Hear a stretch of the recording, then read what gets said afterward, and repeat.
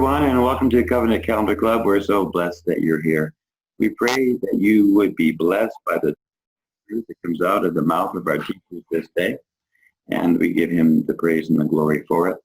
If you would like to connect with us and the conversations that take place after we go through our study, please feel free to visit studythecalendar.com, and you can get started right there.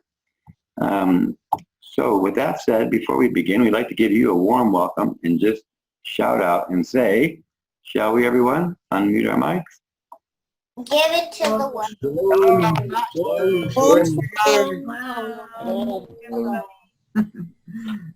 And with that greeting, we're going to go ahead and turn the computer over to Tim and Jeanette, and we'll get started. Okay, here we go. This is an interesting study. I'm looking forward to doing this one. We hear about this text time and time again. Well, what does Nehemiah say? Nehemiah says this, Nehemiah says that. And we hear that Nehemiah says that sunset starts the day. We hear that over and over and over. Well, let's see what it really does say.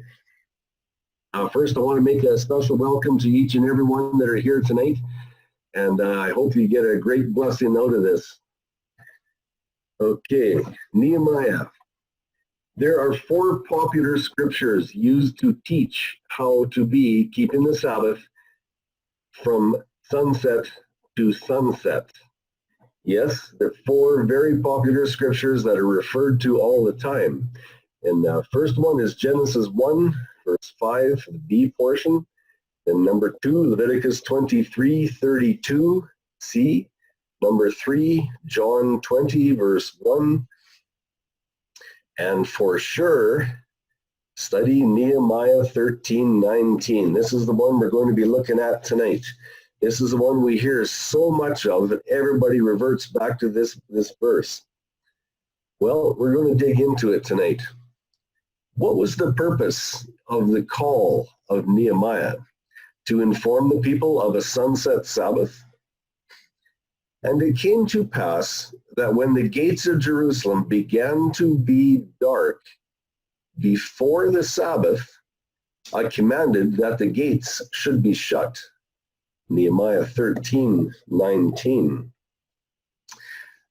No, Nehemiah does not say that the gates will be closed at sunset. Nehemiah's command closes the gate on sunset to sunset Sabbaths, and I'm looking forward to showing you how. In this picture, beautiful picture on the ocean, this is your Erev twilight. This is a twilight mixture above the water. And the question I have for you is, where is the visible sun located? Is the sun in the sky? Is there direct sunlight in the sky of the twilight? No. When it's twilight, there is no sunshine, no direct light, I should say, in the sky. Here's the verse of Nehemiah again. We're going to read it from Bishop's 1568 version. And when the ports of Jerusalem began to be dark in the evening before the Sabbath, I commanded to shut the gates and charged that they should not be opened till after the Sabbath. And some of my servants set I at the gates, that there should be no burden brought in on the Sabbath day. If we look at the top again, there's 3 very strong clues. Began to be dark in the evening. That evening word tells us the exact timing. That's your twilight mixture. And Nehemiah tells us it was before the Sabbath. Interesting. Nehemiah 13:15-22 contains a very interesting message that clearly reveals exactly when the 24-hour cycle does not start. This particular selection of verses is perpetually cited in an attempt to prove the 24-hour cycle starts at sunset. With reference to the sun having direct rays of light in the sky, the question becomes, what specific time frame does Nehemiah's documented Erev, the evening, fulfill when Yahuwah's 24 or within Yahuwah's 24-hour period? When is it? More questions for thought. Does Nehemiah 13:19 really expose what is claimed, that sunset starts every Sabbath? Will Nehemiah 13:19 prove sunset is Yahuwah's intended design for the start of his 24-hour cycle from creation? Does the twilight mixture of light and darkness arrive before the sunset?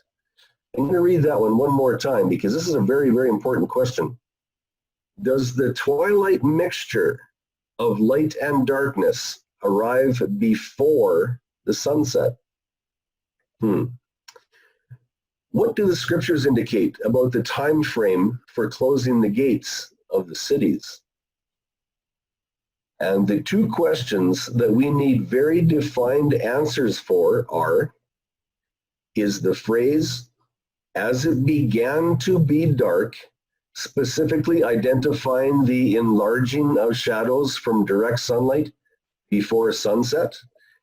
And I cannot tell you how many times that I have been told this, that began to be dark. Oh, that just means the shadows were getting larger, longer.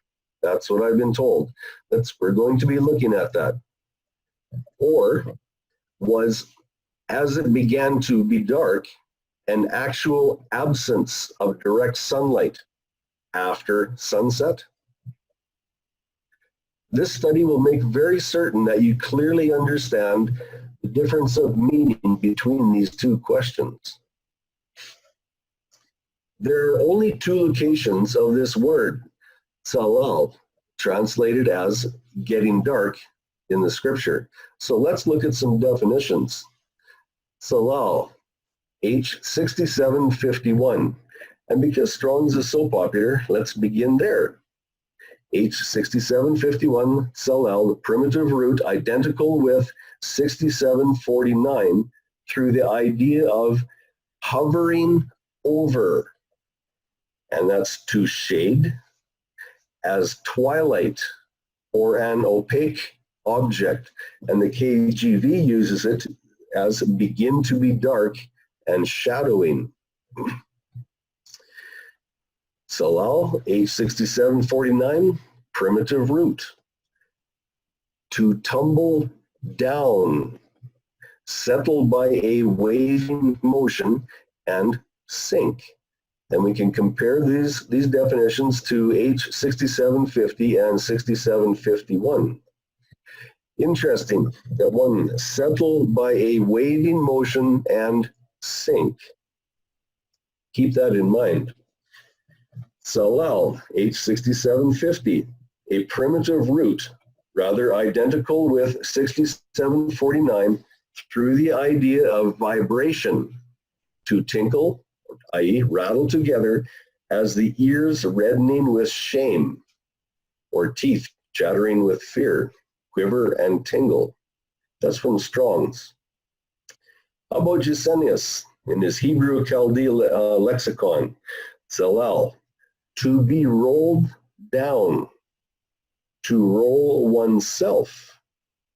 Gesenius then references Judges 7:13 and the round cake of barley bread, which rolled down the slope in the Midianite's dream.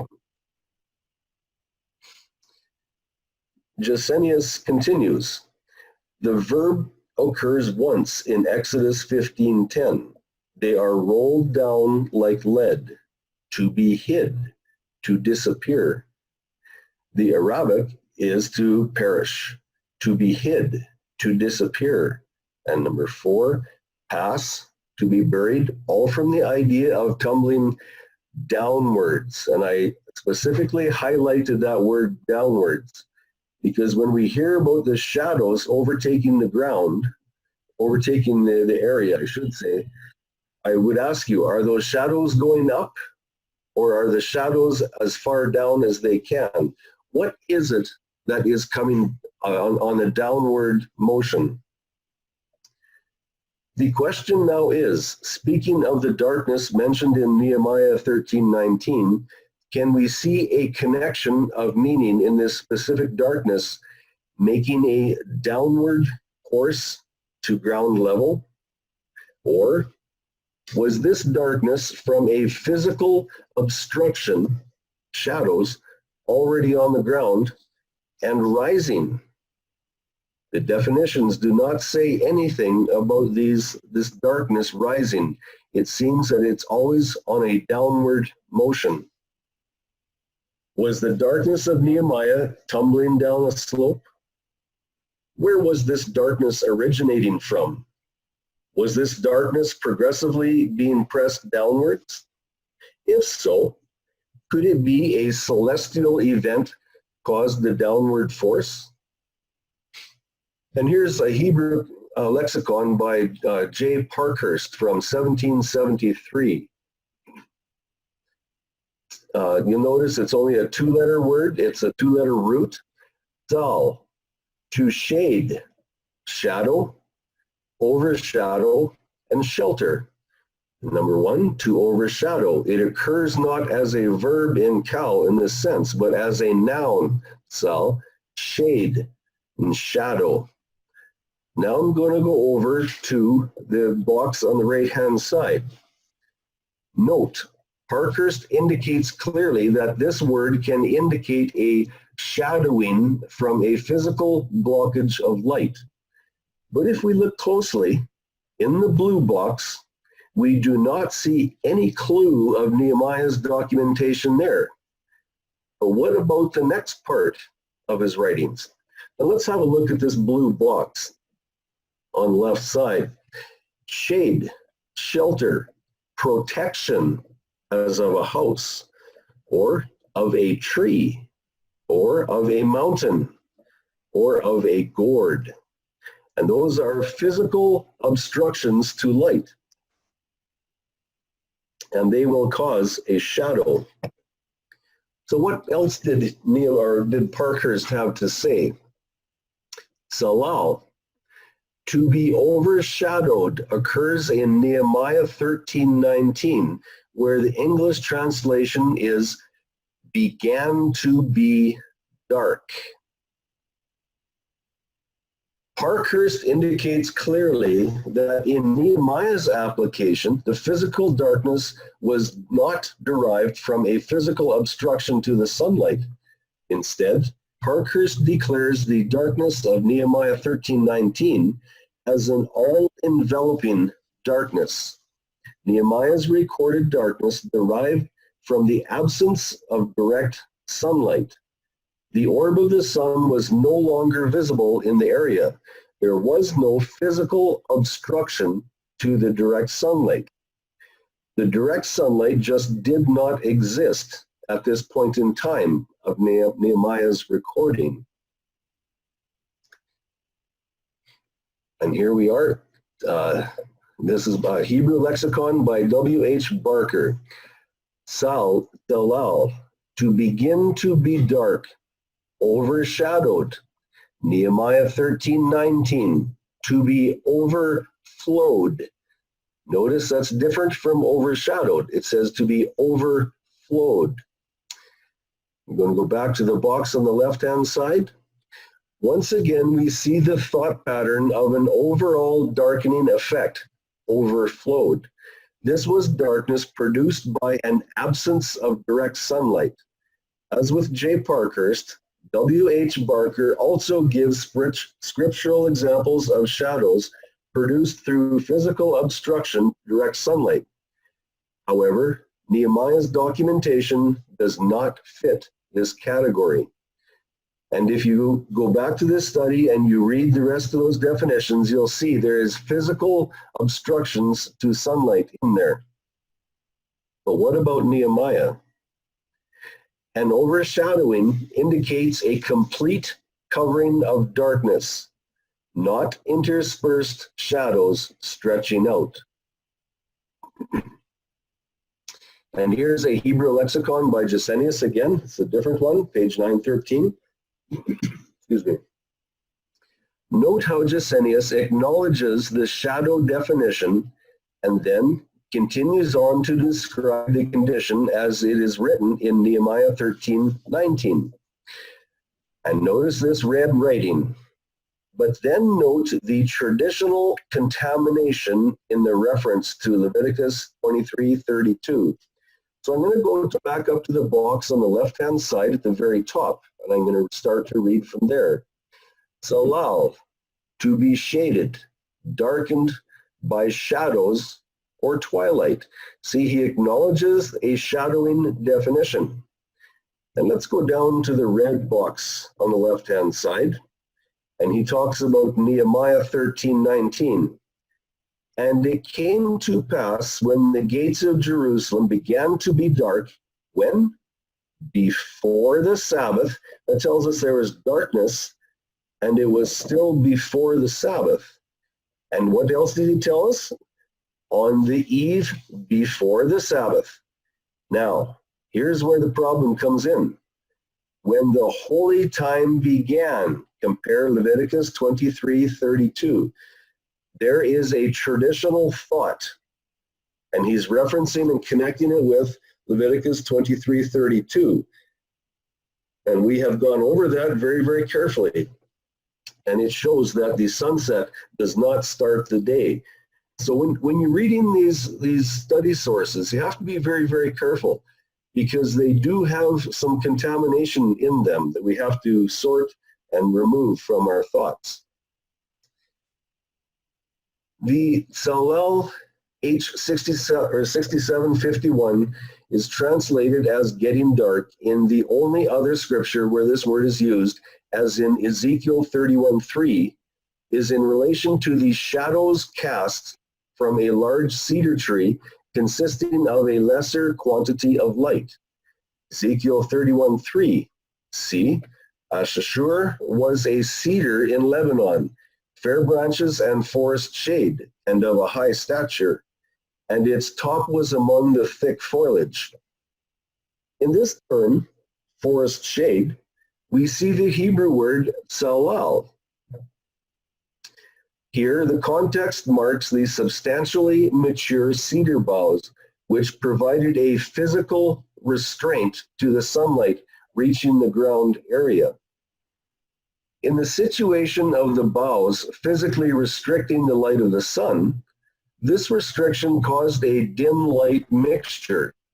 The cedar boughs caused a partial absence of light, hence a reduced light quotient was produced from a physical restriction imposed upon direct sunlight. And here's these two pictures, and you can see that there is a physical obstruction to the sunlight. And it does cause the shadows on the ground. In these pictures, we recognize the third definition of the word, H6751, salal, and that is in Hafil, to shadow. These trees cause a shadow. They are a physical obstruction. So the question is this the physical obstruction that Nehemiah was talking about? Was he saying that there was an obstruction causing shadows on the ground? Let's continue. Brown, Driver, and Briggs. The verb be or grow dark. We'll go down to the box, the colored box of Nehemiah 13:19. The gates of Jerusalem grew dark. Now look at what he says, i.e., evening came on. There again is your twilight mixture. And the question would be, can that twilight mixture come before sunset? And we know that it cannot do that. So here it's telling us, when Jerusalem began to be dark, the twilight had already set in and the sunset was past. Down to the etymological dictionary of the Hebrew language, salel. The definitions are to be, grow dark, was covered, grew dark, and was covered with shade. Now, here's a quote from Julian Morgenstern's thoughts about Nehemiah 13:19, and they are as follows. And this comes out of the Ancient Calendars of Israel and the Hebrew Union College from 1935. Now, it's going to be a little bit hard to read, but I wanted to leave this because I want it to be known that this is an authentic copy. Here we go. The certain terminus ad quem, by which time this new system of reckoning the day from evening to evening was firmly established. I'm going to read that one more time. By which time this new system of reckoning the day from evening to evening was firmly established is fixed by Esther 4:15 with its reckoning of 3 days, night and day. And drop down to, and by Daniel 8:14 with its term Areb Boker, meaning a full day, as the first half of the 2nd century BC. We shall, however, in the course of this investigation, be able to determine the date of this transition much more exactly. I'm going to read that one more time because I want people to understand this, what he says. We shall, however, in the course of this investigation, be able to determine the date of this transition much more exactly. And he's talking about the transition of dawn to dawn to sunset to sunset. So let's continue here. One biblical passage might seem at first glance to refute this conclusion. And that would be Nehemiah 13:19-21. This reads, Now when the gates of Jerusalem began to be darkened before the Sabbath, and I commanded, and they closed the doors, and then I commanded that they should not open them until after the Sabbath. And some of my soldiers I stationed at the gates, so that no traffic might enter upon the Sabbath day. So the peddlers and sellers of all kinds of merchandise remained outside of Jerusalem overnight once and a second time. Then I warned them and said to them, Why do you lodge overnight just outside the wall? If you do it again, I will use force against you. From that time on, they never came again upon the Sabbath. Now here's his comment. Here it might seem at first glance, the night preceding the Sabbath is a part of the Sabbath day. And were this conclusion correct, it would establish with certainty that already by 432 BC, the day was reckoned as beginning with the evening. And thus, our thesis that this modification was introduced at least a century and a half later would be overthrown. So Morgenstern is telling us that there has been a transition. There was a time when it was dawn to dawn, and there was a time when it transitioned into sunset to sunset. He's been very clear about this. So let's continue. Careful examination of the passage, however, shows that no such implication is necessarily inherent in the passage, and that actually it gives not the slightest indication whether it reckoned the day from evening to evening or morning to morning. Verse 19 does not say all that. Nehemiah commanded the gates to be closed in order to compel the observance of the Sabbath. Undoubtedly, the gates were closed every night. The verse says merely that when the gates were closed on that particular Friday night, Nehemiah commanded that they be not opened until after the close of the Sabbath. Inasmuch as the gates, they had been opened on Saturday morning, as had obviously been the practice up to this moment, would have been closed again on Saturday night. Nehemiah's command actually meant that the gates should not be opened at all on Saturday, nor until Sunday morning dawned. Accordingly, the gates were kept closed from Friday evening to Sunday morning.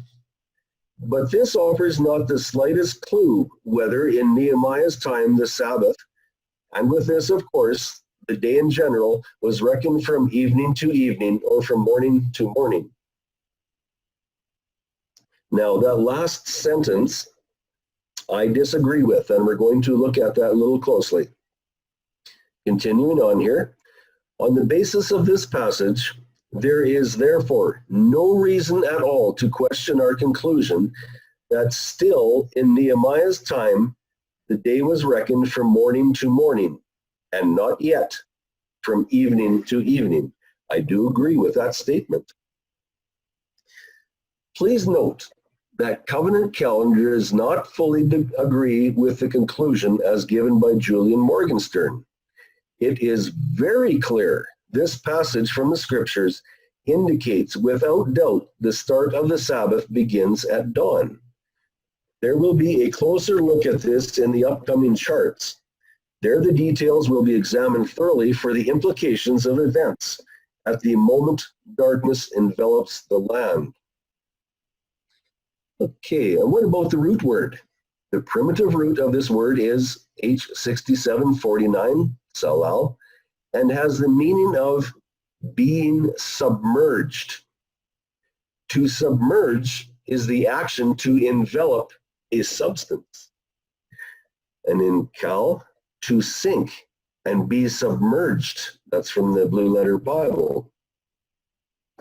Question: when the sun is low and the shadows are getting long, are we correct in saying that the shadows are submerging the land? Sounds kind of strange to me. Submerging indicates a total coverage. Yet when the shadows from a sun that is low on the horizon are stretched out, it can hardly be said that the shadows are submerging the land. Here's a picture just to do a little comparison. In this picture, the sun is low on the horizon. Are the shadows submerging the land? Are the shadows rising at all? Or are they sticking on the surface of the earth? The Etymological Dictionary of the Hebrew Language, page 548, salal, to sink, plunge, to settle, to clear, salal, to be or grow dark, was covered with shade and grew dark. This grew dark can only occur when the sun is beyond the visible horizon. It cannot occur when the sun has direct sunlight in the sky. A mixture of light and darkness cannot occur when the sun is still above the horizon. And it is in the Bible occurring only in Nehemiah 13:19 in the form of salal. That's from the Etymological Dictionary of the Hebrew Language. And in Hifil, covered with shade, overshadowed, and the example given there, he says, in the Bible occurring only in Ezekiel 31:3 in the form of the part. And that is a physical obstruction to sunlight. So it's pretty interesting how the Etymological Dictionary of the Hebrew Language separates the meaning of these two verses. They are very, very different, very distinctly different. The sun is beyond the horizon. Are the shadows submerging the land now? To me, it appears like it is. There's a complete coverage what is happening. The questions now will be, what does this event with Nehemiah look like on a time chart? Where was the sun's position in relation to the gates of Jerusalem? When is the Sabbath in relation to the darkness that is settling on Jerusalem? And ultimately, did Nehemiah command the gates to be closed before or after sunset? Was Nehemiah's command to close the gates considered guarding the Sabbath? Or was it breaking the fourth commandment of the Sabbath? Very interesting question. This is one we have to answer. We're going to have 4 charts coming up here. Nehemiah's command to close the gate. When? And this chart is written in sunset theory. It was the preparation, and it was before the Sabbath, and it was the light season. Notice the cycle number 6.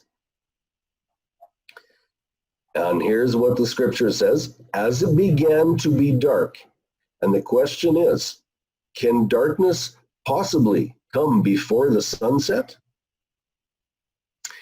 The sunset event occurred and the twilight began. Had darkness instantly settled over the land? The twilight mixture enveloped the surrounding area and darkness was imminent. There's your Sabbath night cycle. Notice which number it was, cycle number 7, because it's claimed that the sunset changes the day. That's why the change into number 7. The twilight mixture was fulfilled, and the Sabbath darkness, question mark, began here, and that is well after the sunset. Yes, there's about 30 to 45 minutes after the sunset that the darkness settles in. The next slide, we're going to have some new questions. Please remember on this side of the slide, chart number 2, Nehemiah's command to close the gate. When?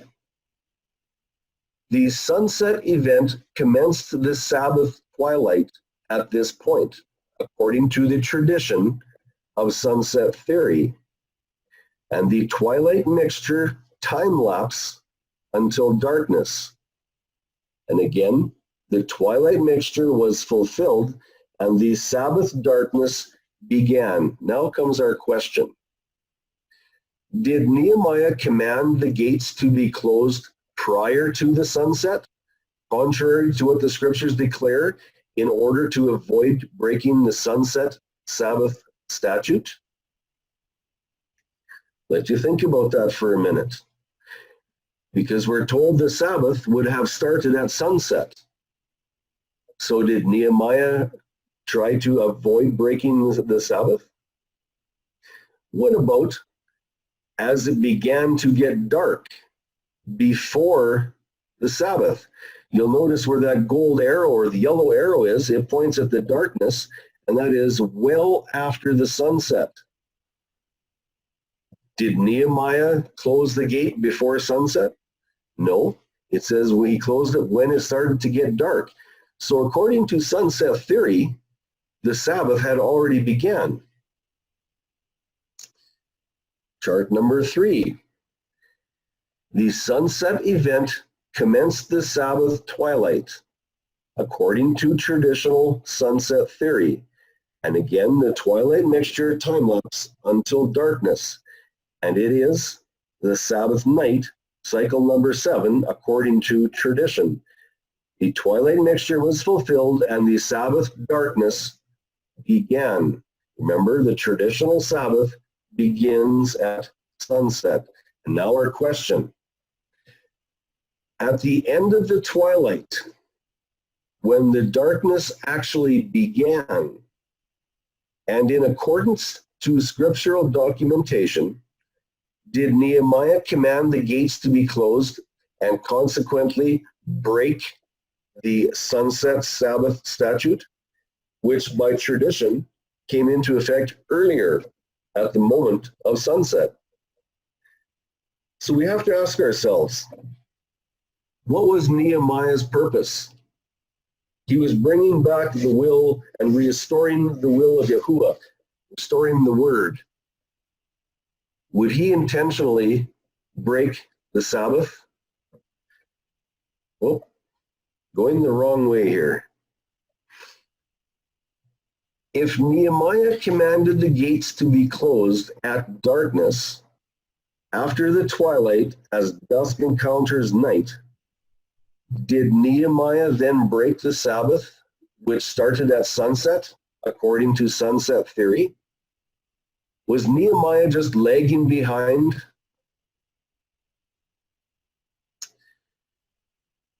Oh, something's happening here. I'm going the wrong way. Okay, back on track here. Question number 2. Would Nehemiah, who is known for reestablishing the commands of Yahuwah, would he intentionally break the Sabbath? Question number 3. Is there a scriptural answer that will sufficiently fulfill the Torah, uphold Nehemiah's documentation, and effectively eliminate the contamination? Chart number 4. And I want you to look at the simplicity of this chart. This one's written in the dawn-to-dawn format. It was the preparation, and it was before the Sabbath. The sunset event occurred. A twilight mixture, light and darkness began. The evening twilight mixture enveloped the surrounding area, and darkness was imminent. Preparation night, and it is still cycle number 6 because the sunset does not change the day. The twilight mixture was fulfilled. It was night, and what?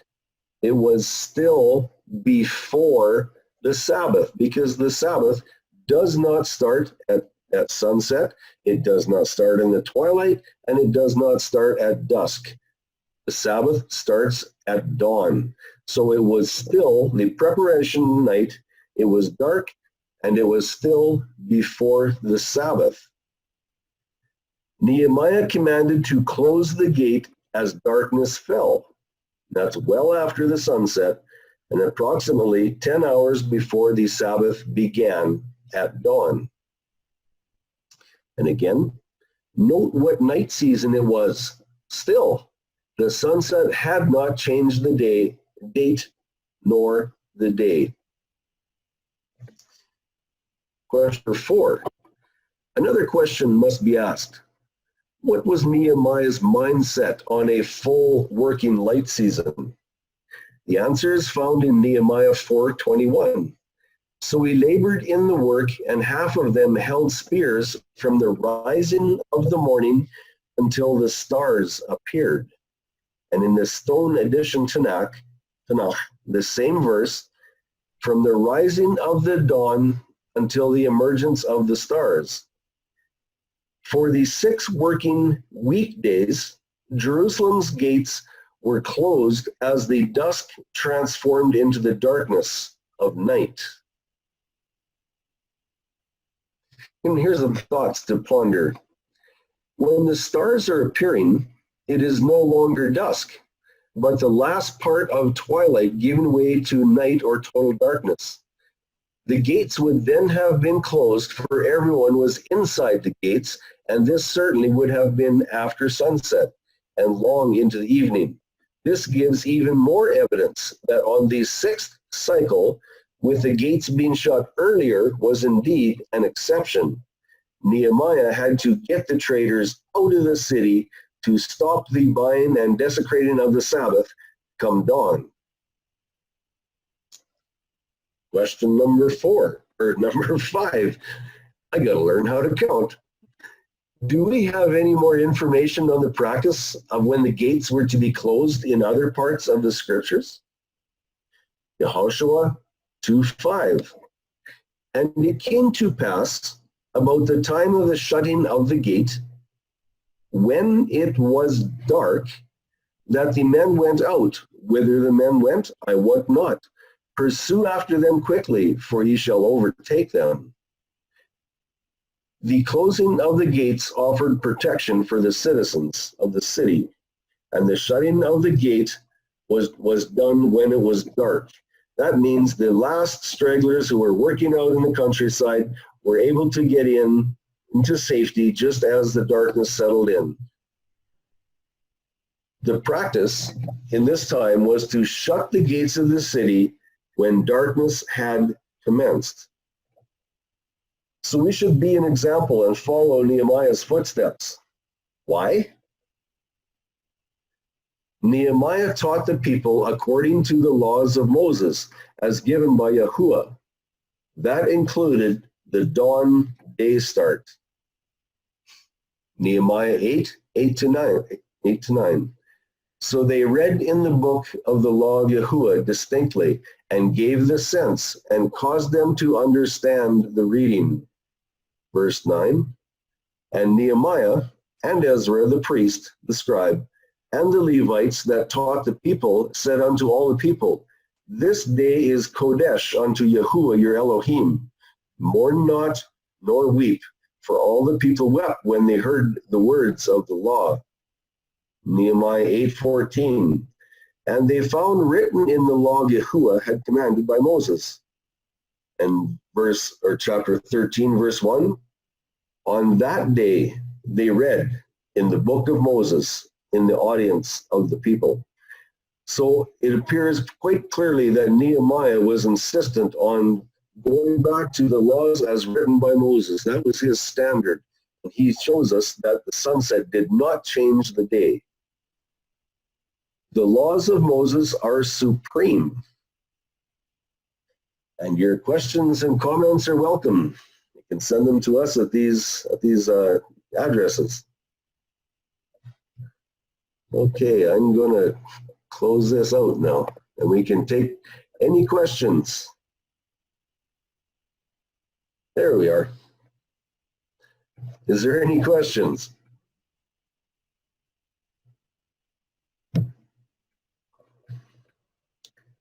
Everybody's quiet. All right, no questions.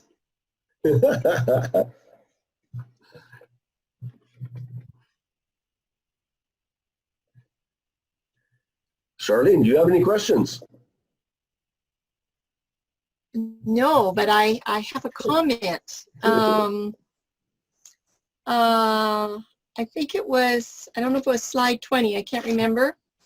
In Morgenstein's quote, he said that the gates were closed once and a second time. It sounded like he commanded those gates to be closed like Friday night and Saturday night. They weren't going to open until Sunday morning. And there's a really strong indication that Sabbath wasn't over until Sunday morning.